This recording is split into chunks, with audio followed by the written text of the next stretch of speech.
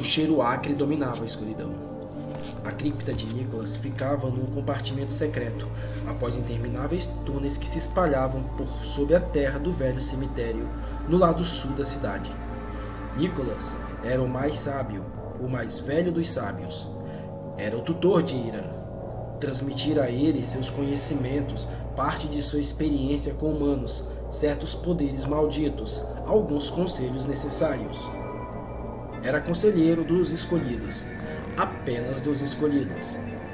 Aqueles que ousavam penetrar em seus domínios sem permissão eram massacrados por poderes infernais. Mas Irã tinha acesso ao inferno. Nicholas jamais saía de seu túmulo.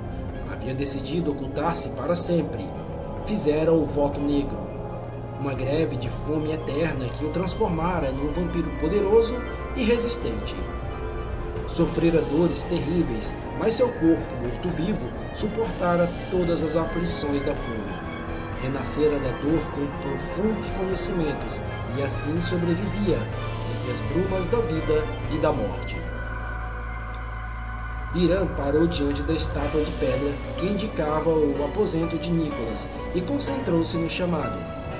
Após alguns minutos, uma névoa começou a se formar no interior do sepulcro e derramou-se pela abertura na parede, invadindo o lugar com seu brilho luminescente. Adquiriu o contorno de um homem com luz própria, sem substância, uma consciência viva. Você novamente? Disse a voz após um momento. Tenho dúvidas, ainda. Compreenda, Irã. Você não pode impedi-lo de avançar. Gostaria de ter certeza primeiro. Do que tem receio? Perguntou a voz. Descubra se vale a pena. Esta é sua responsabilidade. Irã calou-se. Nicholas não iria dizer mais do que o necessário. Deixe que se cumpra o destino, Irã. Aceite as consequências. Aproveite dos humanos o que eles têm de melhor. E jamais esqueça o que você é. Concluiu, evaporando-se para dentro da abertura na terra, deixando o lugar absolutamente escuro. Irã sabia exatamente o que ele queria dizer. Quando André atendeu ao telefone, não esperava por aquilo. Encontre-me esta noite, na esquina do parque.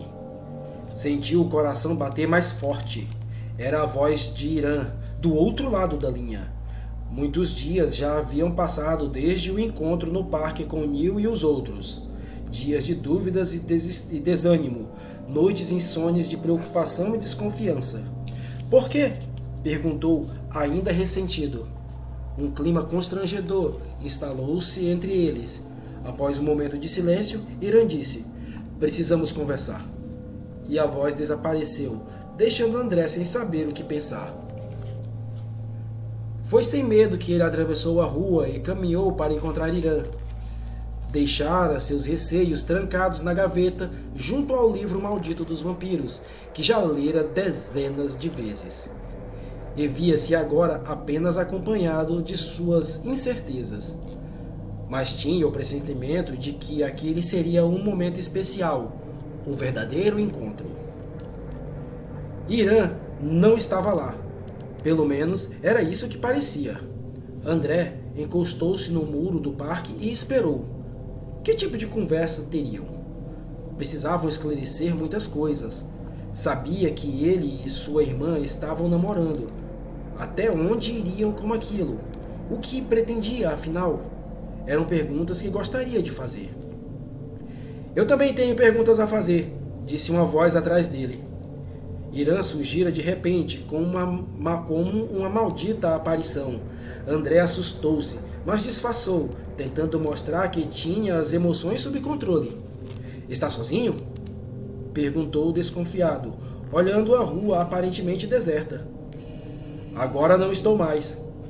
André suspirou relutante. Estava na defensiva, tentando compreender o significado daquele convite. A lembrança de seu último encontro com Irã surgiu como um fantasma, impedindo-o de entregar-se totalmente. Temos muito o que conversar. Foi o que conseguiu dizer. Não tenho pressa alguma, disse Irã gentilmente. Venha, vamos andar um pouco. Caminharam em silêncio por quase todo o quarteirão. André experimentava sentimentos contraditórios. Estava bastante curioso com um novo rumo dos acontecimentos. E, embora estivesse magoado, sentia-se secretamente satisfeito. Afinal, não fora ele que havia dado o primeiro passo na reconciliação. Isso queria dizer que Irã reconhecera seu próprio erro. Ótimo. Pelo menos podia salvar seu orgulho dessa. Mas também sabia que estavam iniciando uma nova etapa. Agora estava acontecendo realmente. Você me chamou desde o princípio, disse Irã, mais sério, indo direto ao ponto. Invocou nomes malditos no ritual de chamamento e provocou o encontro. Consegue me dizer por quê? Eu não sei. Ao certo, hesitou André. Quer dizer, essas coisas sempre me fascinaram. Então eu encontrei aquele livro. Ele tinha tudo o que desejava, tudo o que precisava para fazer o que fiz. Então qualquer um podia ter feito o mesmo. André já havia pensado nisso e não encontrara resposta que o convencesse do contrário. Parece que sim, pensou errado. Aquele é um livro especial. Nunca esteve à disposição de qualquer pessoa em todos esses séculos. Estava endereçado a você, a alguém como você. André não soube o que dizer. A história desse livro é tão antiga quanto a de meus antepassados, continuou Irã, parando para encará-lo. Você foi escolhido para encontrar o livro certo. Isso quer dizer muitas coisas, coisas sérias. Estou indo rápido demais? Acho que não, disse André, começando a perceber um sentido no que ele dizia. Uma lógica maluca que lentamente emergia dos fatos, agora expostos à luz das explicações. O caso é, você encontrou e fez o que desejava fazer. Foi além dos limites normais, tão profundamente que descobriu coisas, confirmou suspeitas, ligou fatos. Um comportamento sistemático, determinado, numa situação insólita como essa, compreende a loucura que há nisso? André engoliu a saliva que se acumulava em sua boca. Quer dizer que tudo fora predestinado. Alguma vez sentiu medo do que fazia? Continuou Irã, após uma breve pausa. Ficou preocupado em saber se suas atitudes eram estranhas ou normais para um garoto de sua idade? Pensou que talvez pudesse estar arriscando a vida para atender sua vontade? André olhou com desconfiança. Aonde ele queria chegar? Mas mesmo assim você foi em frente, concluiu Irã.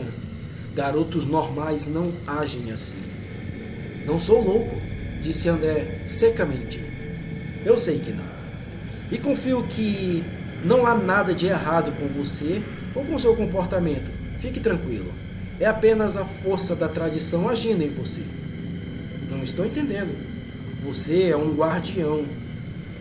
A revelação atingiu André como um raio. Os guardiões. A secreta ordem dos guardiões. O clã dos escolhidos. Venha, disse Irã, sorrindo para ele. Sente-se aqui. Como você disse, precisamos conversar. Havia um novo capítulo no livro maldito dos vampiros.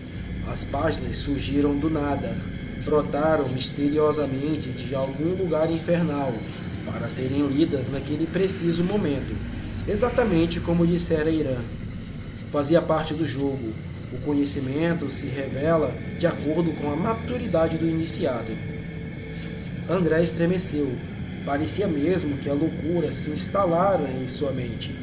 Ninguém permaneceria lúcido após vivenciar aquilo. Já ouvira falar da Ordem dos Guardiões, a ordem secreta dos escolhidos, mas a literatura a respeito era muito escassa. Aquele novo capítulo do livro esclarecia algumas dúvidas. O guardião é eleito pelos poderes do oculto devido às suas capacidades potenciais. O candidato terá oportunidade em seu caminho. Se for bem-sucedido, terá de enfrentar as trevas, passar por determinadas provas como testes de suas habilidades naturais.